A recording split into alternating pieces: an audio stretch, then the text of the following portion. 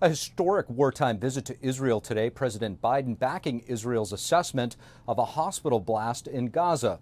He's also announcing major financial commitments from the United States. Joining us live is NTD's White House correspondent, Iris Tao. Good evening, Iris. What is the president saying on the hospital explosion, and where is he as we speak?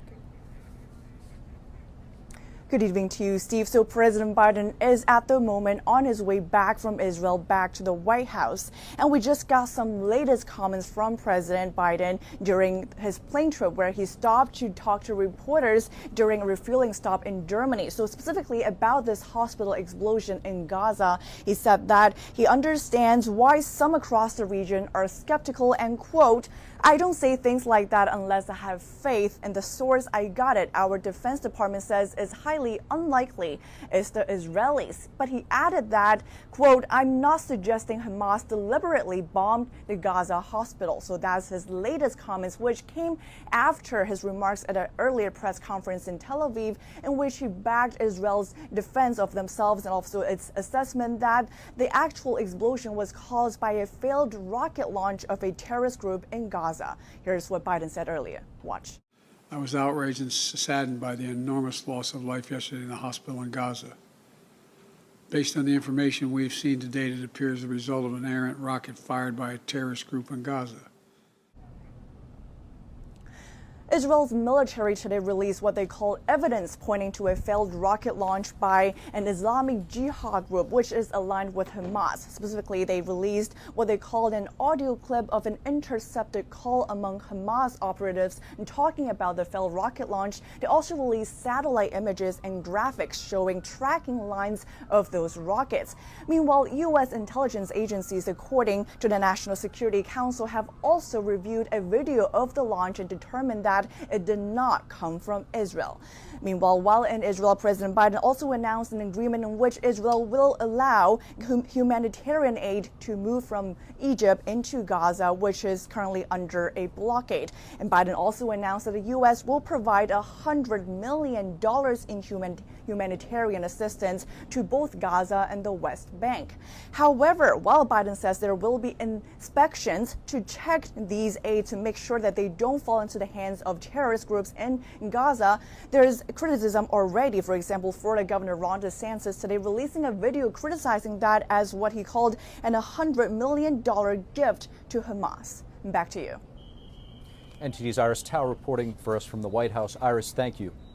And the U.S. Embassy in Lebanon still under threat from Hamas supporters, some reportedly trying to set the embassy on fire. This comes as Iran is threatening Israel, saying the time is up.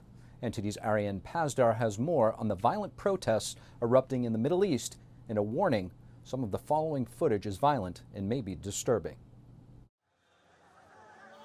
Violent protests continue, threatening the U.S. Embassy in Lebanon on Wednesday. Lebanese security forces had to use tear gas and water cannons to hold them down. Meanwhile, in Iraq, supporters of multiple terrorist groups protested near a bridge which leads to the U.S. Embassy. And here you can see protesters in Iran setting the Israeli flag on fire. All of these protests are reactions to a Tuesday explosion at a hospital in Gaza.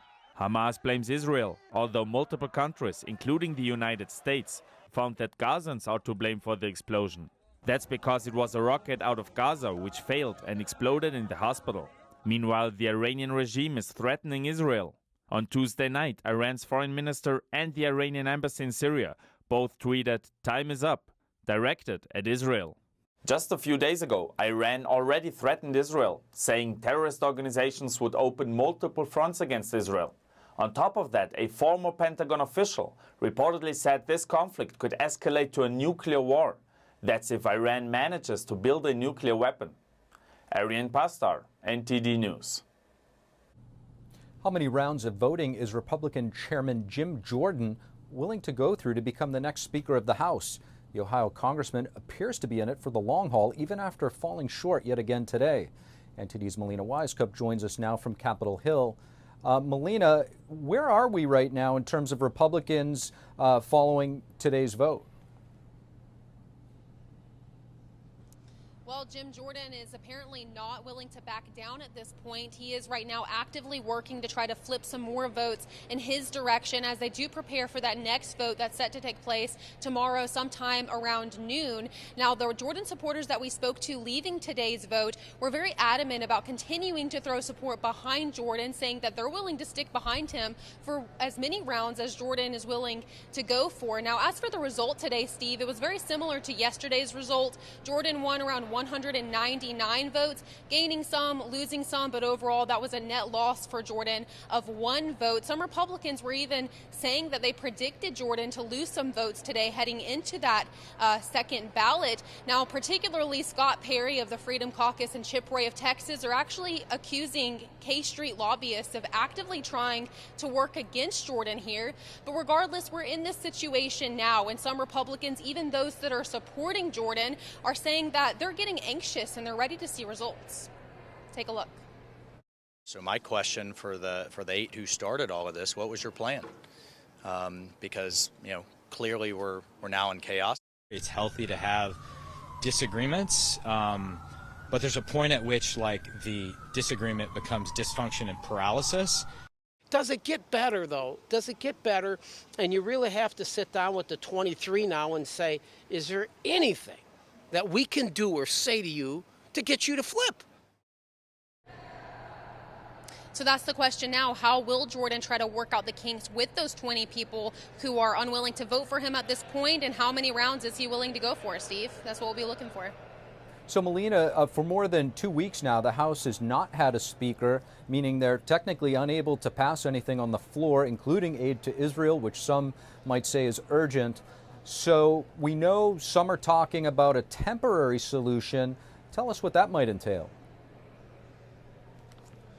So there are some conversations going on right now and more pressure around those conversations about holding a floor vote to expand the Speaker pro temp, that is Patrick McHenry's powers, so that they can get some legislative action going while they're trying to hash this out. Actually, interestingly enough, it's a Republican member who actually wants to put this resolution on the floor for a vote. Some Republicans are for it, some Republicans are against it. Jim Jordan himself says he wants to have a vote on it, not because he particularly supports it, just because he does want to have an answer to whether or not the House wants to go in this direction. But the key here is that this will take some cooperation with Democrats, which some Republicans just aren't going for. Here's what the members told me when I asked them about this exact solution today. Take a look. We can't jeopardize any more delay. We have a CR and a budget that needs to be addressed. We've got war in Israel. We've got obviously the concerns in Ukraine.